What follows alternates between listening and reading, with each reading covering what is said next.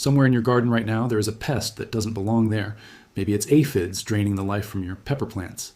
Maybe it's hornworms reducing your tomato vines to naked sticks overnight.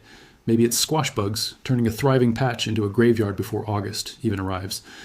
And if you've spent any real time gardening, you've probably gone through the same exhausting cycle. Spray, watch, spray again, lose the battle anyway, and spend more money on products that promise everything and deliver just enough to keep you buying. What if the reason that cycle never ends isn't because the pests are too strong? What if it's because nobody ever told you what actually makes a plant resistant in the first place? There is a compound sitting on the pharmacy shelf right now for under $5. It has been used by farmers across 3 continents for over a century. Scientific researchers documented its effects on pest reduction decades ago, and those findings were never disputed. They were simply buried under the weight of an industry that had no financial interest in anything so cheap. 2 tablespoons of this compound dissolved in 1 gallon of warm water, applied once a week at the base of your plants, can change the entire dynamic of your garden in ways that no synthetic spray has ever matched over the long term. The compound is Epsom Salt, and the story of why you've never heard this explained properly is just as important as the solution itself. Stay with us here at Next Reveal, because this is exactly the kind of knowledge that falls through the cracks of mainstream gardening advice. Information that is scientifically grounded, historically documented, and practically proven, yet somehow never makes it onto the label of anything sold at your local garden center. To understand why this works, you have to go back to the chemistry of the plant itself. Every vegetable you grow is essentially a biological machine running on a set of mineral inputs. Most gardeners are familiar with the big 3, nitrogen, phosphorus, and potassium, because those are the numbers printed on every bag of commercial fertilizer. What almost nobody tells you is that 2 other minerals are just as essential to plant health and to pest resistance in particular: magnesium and sulfur. Epsom salt is magnesium sulfate. That's it. 2 critical plant nutrients bound together in a compound your roots can absorb almost immediately after application. Here is what makes this more than just a general health booster for your plants. Magnesium sits at the center of every chlorophyll molecule in every leaf your plants grow. Without adequate magnesium, chlorophyll production drops. Photosynthesis slows. The plant begins to underperform at the cellular level in ways that are invisible to your eye at first, but are not invisible to the insects that prey on weakened vegetation. Pests are extraordinarily sensitive to chemical signals that plants emit. A magnesium-deficient plant changes its chemical output in measurable ways, reducing the concentration of certain volatile compounds that healthy plants use as a natural deterrent. Aphids, hornworms, cabbage moths, and squash bugs are not randomly distributed across a garden. They concentrate on the plants that are chemically signaling vulnerability. A plant with full magnesium is broadcasting a very different signal. Sulfur plays an equally important and equally overlooked role. It's a building block of the amino acids that form plant proteins, and it directly powers the production of glucosinolates, the sulfur-containing compounds that give brassicas like cabbage and broccoli their sharp smell and taste, and that also happen to be among the most effective natural insect deterrents in the plant kingdom. A cabbage plant short on sulfur is a cabbage plant with a compromised chemical defense system, and the insects find those plants first, every time. Now here is where this becomes genuinely interesting, and where most gardening advice completely fails you. Modern commercial fertilizers are formulated around nitrogen, phosphorus, and potassium because those are the nutrients that drive rapid visible growth, the kind of growth that impresses gardeners in the short term and that commercial agriculture can measure in yield tonnage per acre. Magnesium and sulfur were left off the priority list, and for decades that gap was partially compensated for by something nobody planned: acid rain. The sulfur dioxide emissions from coal-burning industrial plants throughout the 20th century produced low-level sulfur deposition across American soils with every rainstorm. That sulfur quietly fed crops for generations. Nobody designed it. Nobody intended it. It was a toxic environmental problem that happened to have one agricultural side effect. When clean air legislation in the 1970s and 1990s dramatically reduced sulfur emissions, a genuine environmental victory, it also removed that unplanned sulfur supply from the soil cycle. American garden soils have grown measurably more sulfur deficient every decade since. Epsom salt restores exactly what the rain used to provide, in a form plant roots can absorb directly.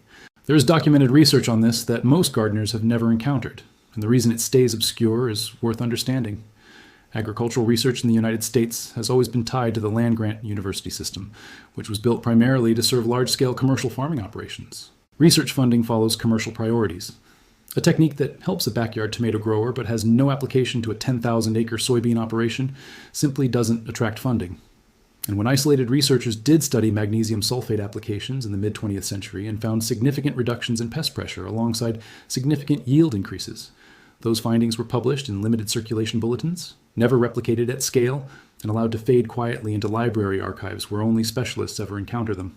There was no mechanism to distribute the results. There was no industry with a financial interest in promoting a $5 solution. So the knowledge sat. This is the pattern that Next Reveal exists to interrupt. Practical, evidence-supported techniques that never made it through the commercial filter. Not because they failed, but because they succeeded too cheaply to profit anyone. The application itself is straightforward, but the details genuinely matter. 2 tablespoons per gallon, not teaspoons. The volume difference is significant, and a weaker solution delivers insufficient magnesium to the root zone.